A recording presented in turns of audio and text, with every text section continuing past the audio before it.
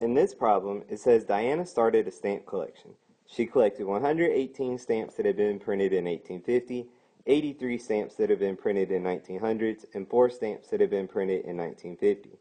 She filled one album up with 125 stamps. How many stamps went in the second album? So the first thing I want to do is look for the important information. I know that she collected 118 stamps. She also collected 83 stamps. And then finally she collected 4 stamps. So these 3 numbers here, I'm going to try to add together to find the total number of stamps that Diana has collected. Another piece of important information is it says she filled one album with 125 stamps. How many stamps went in the second album? So let's start with this part first. We're going to take 118, 83, and 4, and we're going to add them together. So I'm going to put 83 here. 3 plus 8 would make 11. 1 plus 1 plus 8 would make 10. And 1 plus 1 would make 2, which gives me 201. Then I add 4, which would give me 205.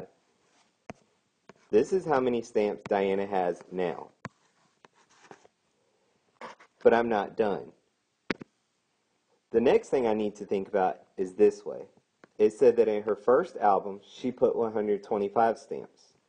We know that Diana has 205 stamps.